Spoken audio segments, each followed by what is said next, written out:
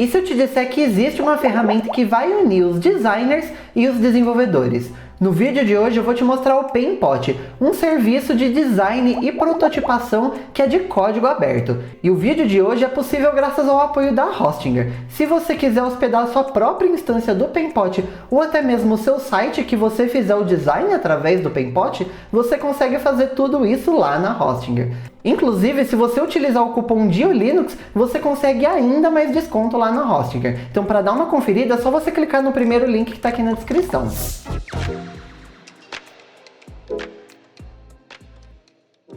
Primeiramente, o que é o Paintpot? Ele é uma ferramenta de design e prototipação. Você consegue fazer aquelas artes mais simples que você faria para redes sociais, por exemplo, mas onde ele realmente brilha é na prototipação de interfaces. Você consegue fazer todo o design de um aplicativo de celular, você consegue fazer de um site, inclusive fazer ele ser interativo para você ter uma noção de como ele vai ficar na prática antes de você desenvolver ele do zero. Essas ferramentas elas são principalmente utilizadas pelos profissionais chamados UI e UX Designer. Existem várias alternativas de aplicações do tipo, as mais famosas são o Figma e o Sketch. O Sketch ele é uma aplicação desktop e ele é exclusivo de Mac. Então se você não tiver um computador da Apple, você já não vai conseguir utilizar ele. Sem contar que o preço dele é salgadinho. Ele não tem um plano gratuito e ele custa $9 por mês, ou se você fechar o plano anual, ele custa $100 por ano. A principal alternativa do mercado é o Figma. O Figma ele já é uma aplicação web, então você consegue utilizar em qualquer sistema operacional, seja Windows, Mac ou Linux,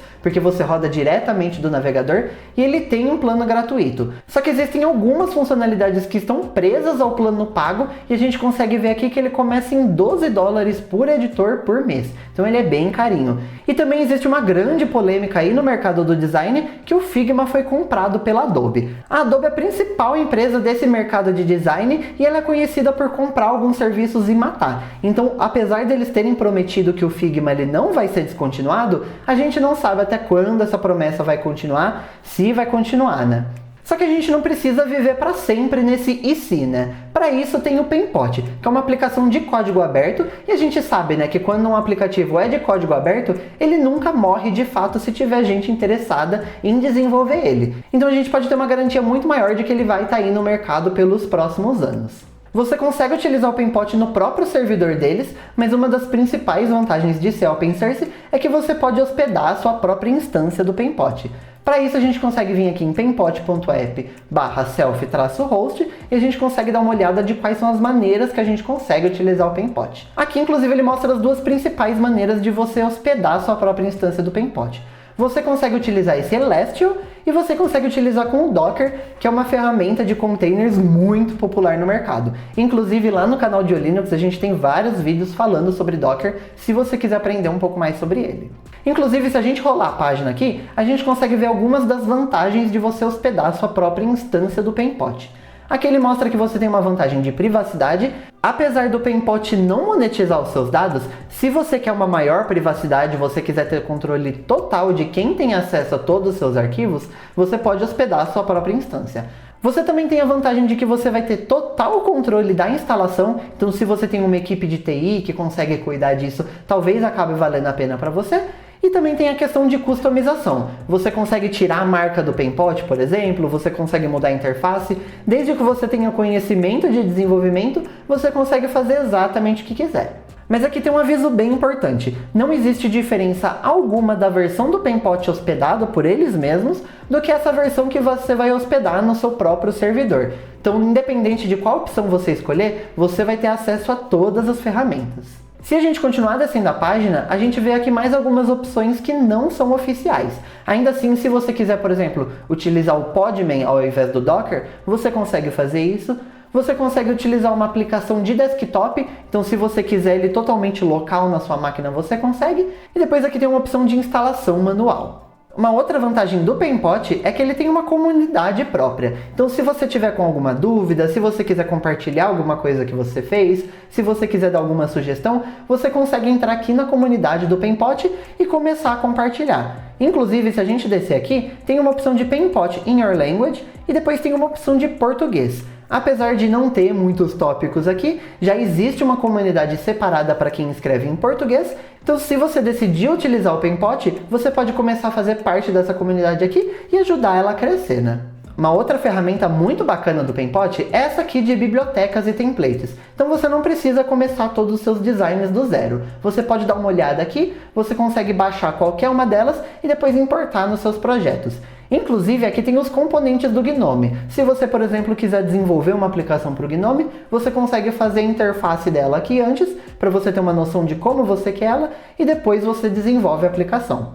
Aqui tem templates para quem vai utilizar o Material Design, um aplicativo de podcast, ícones, Tailwind Kit, Feather Icons, tem Font Awesome, tem várias coisas aqui, tem até a aplicação do Mastodon, então você consegue utilizar qualquer uma dessas bibliotecas aqui para você não começar do zero. Inclusive, para esse vídeo aqui, eu vou baixar essa aqui do Material Design 3. É só você clicar nesse botão aqui, ele vai baixar um arquivo .penpot e agora eu vou te mostrar como você importa isso.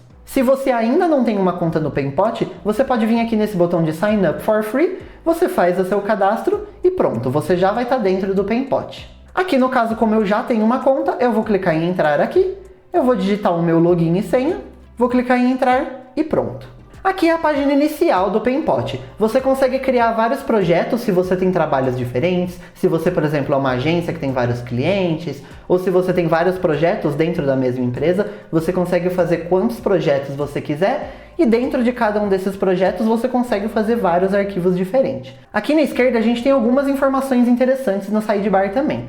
Por padrão eu tenho uma equipe aqui que chama Sua Penpot, e eu posso criar uma nova equipe. Então se você quiser trabalhar com várias equipes diferentes, com várias agências diferentes, por exemplo, você pode criar várias equipes aqui também. Depois você tem a opção de projetos, que é a tela que a gente está, a tela de rascunhos, a tela de bibliotecas e por último aqui tem uma opção de fontes. Se a marca que você está trabalhando tem uma fonte personalizada, uma fonte diferente, que não é essas que vêm direto com o computador, você consegue fazer o upload dos arquivos aqui e utilizar ela nos seus designs tranquilamente. Aqui no texto ele fala que para você fazer o upload você tem que subir um arquivo que seja ou TTF, OTF ou WOFF. Mas aqui tem um aviso muito importante, você só deve carregar as fontes que você possui ou que você tem licença para utilizar no Penpot. Nem todas as fontes estão disponíveis para você utilizar de maneira comercial sem pagar, por exemplo. Então você fica muito atento na licença da fonte que você está utilizando, até para você não ter uma dor de cabeça depois no futuro, né? Agora a gente vai voltar aqui na tela de projetos e para importar aquele arquivo .penpot é muito simples. É só a gente vir aqui nos três pontinhos, clicar em importar arquivos. Ele vai abrir o seletor de arquivos do seu sistema operacional, você seleciona o arquivo .penpot, abre aqui, você vai selecionar qual é o arquivo que você quer importar, clique em continuar e pronto. Clicando em aceitar, aquele arquivo já está dentro do seu Penpot, é só você clicar nele e começar a utilizar. Essa aqui é a principal página do Penpot, é onde você vai passar a maior parte do tempo.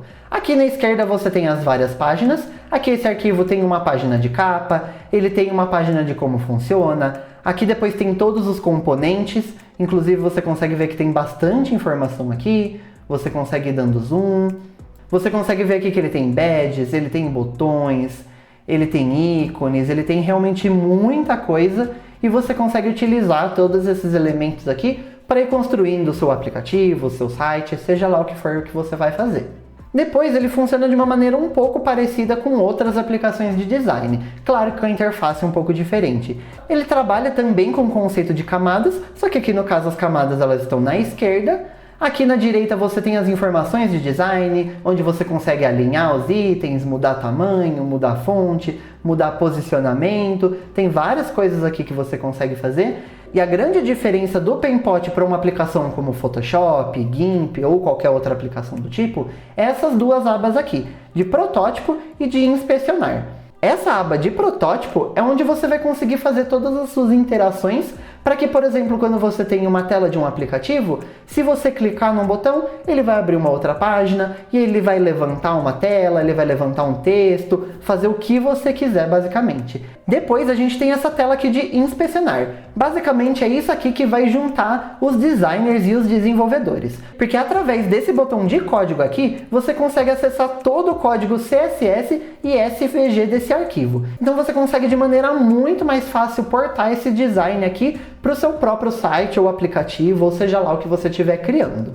Para a gente dar uma olhadinha na prática em como aquela tela de protótipo funciona, eu importei um outro template aqui do aplicativo do Mastodon. Agora é só a gente clicar aqui. Quando a gente abrir o template, a gente vai cair nessa página aqui que é só uma capa. A parte mais importante está nessa segunda página aqui de app. A gente consegue ver aqui que o aplicativo está quebrado em várias páginas. Então a gente consegue ver aqui individualmente a tela de feed, a tela de compor um post, de responder, de configurações, de perfil e de customização. A gente consegue ver aqui que ele já tem um fluxo criado. Tá com o nome de Flow 1 e a gente consegue clicar aqui nesse botão de Flow 1 e dar uma olhada em mais ou menos como que ele funciona. Aqui ele tem uma primeira interação nesse botão de compor um post. Então se a gente clicar aqui, a gente consegue ver que a partir do momento que você clicar nesse botão, ele vai navegar para essa página Compose. Dessa maneira, você vai construindo o que você quer que a sua aplicação faça. Você consegue colocar aqui um botão leve para uma página, que se você clicar no botão de cancelar, aquela página vai descer e vai aparecer uma outra página por trás, e por aí vai. Mas eu quero te mostrar como que ele fica na prática. Para isso, aqui no canto superior direito, tem esse botão aqui que é um modo de visualização. Se você clicar nele, você consegue ver aqui que ele abriu uma tela de apresentação com o feed do Mastodon.